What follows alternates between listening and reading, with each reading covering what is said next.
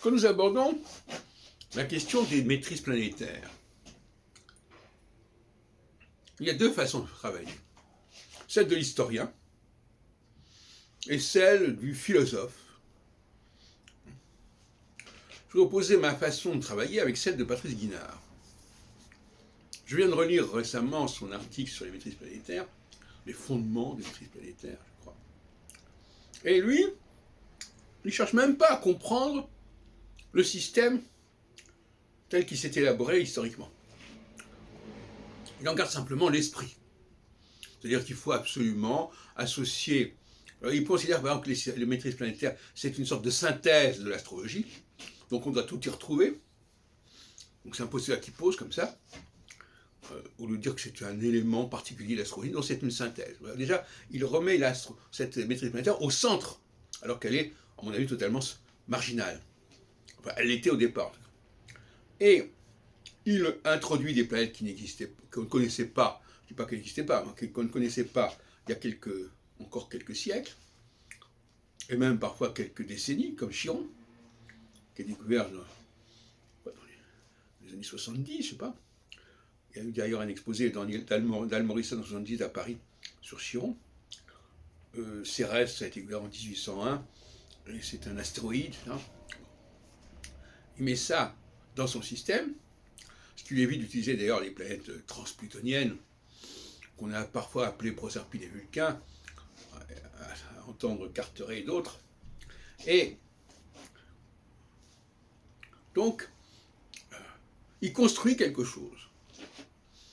Il fait une sorte de synthèse du savoir astrologique autour de ces questions des maîtrises planétaires, au lieu de prendre le système tel qu'il est exposé par Ptolémée, ce qui ne veut pas dire forcément qu'il faille l'accepter tel quel. C'est toujours une troisième voie. Il n'y a pas, soit j'accepte le système, soit j'en construis un à ma guise.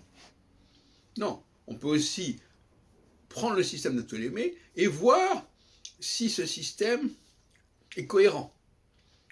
Et s'il n'est pas cohérent, il faut retrouver sa cohérence. Parce que les hommes, à mon avis, quand ils établissent des systèmes, au départ, c'est cohérent. C'est comme ça que l'esprit fonctionne. Quand on construit une maison, il y a une cohérence. Bon, voilà. Maintenant, après, bon. Donc, moi, ma façon de faire, ça a toujours été, d'essayer de reconstituer le système, qui visiblement est incohérent par pas mal de points, comme par exemple au niveau des exaltations, l'opposition entre Mercure en Vierge et Vénus en Poisson, ce qui ne tient pas debout, parce qu'astronomiquement, c'est pas possible. Mais alors, on nous dit, ah oui, mais c'est pas grave, ce système-là ne repose pas sur l'astronomie. Des gens comme par exemple Dominique Trochet. Donc c'est pas la peine d'introduire des critères astronomiques, de vraisemblance ou pas, pour travailler. Non, c'est pas la peine. Bon.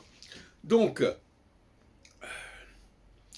reconstituer le système, en retrouver la logique interne, qui a peut-être été perdue par Ptolémée, ou du moins, dont il a perdu la logique, parce que Ptolémée transmet des dispositifs, mais est-ce qu'il les comprend, ces dispositifs?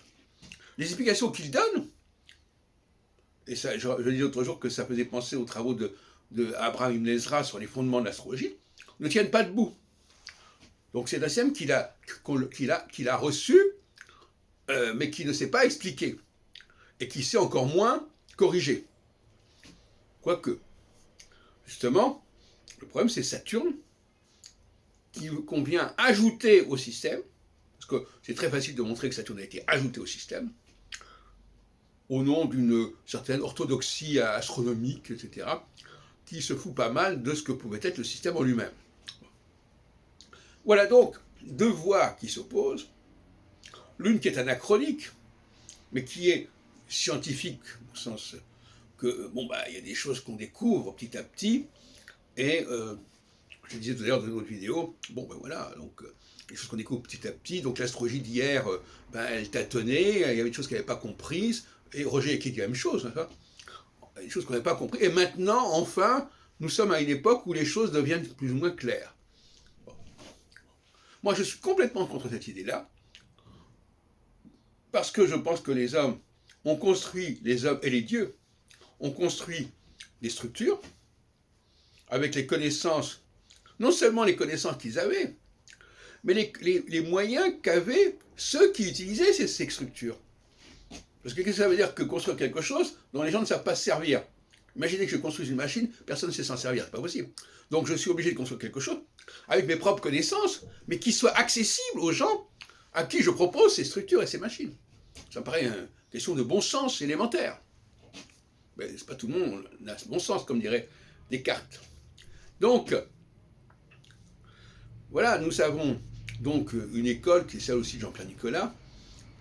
Jean-Pierre Nicolas a eu l'intelligence, quand même, de refuser les domiciles des plaintes. C'est pas une très bonne solution, enfin, c'est mieux que d'élaborer des trucs comme ça, complètement artificiellement, comme fait Guinard, mais la solution la plus raisonnable, c'est encore d'essayer de comprendre le système, de le réformer, de le restructurer, de le retrouver, mais pas en utilisant des éléments qui étaient inconnus à l'époque.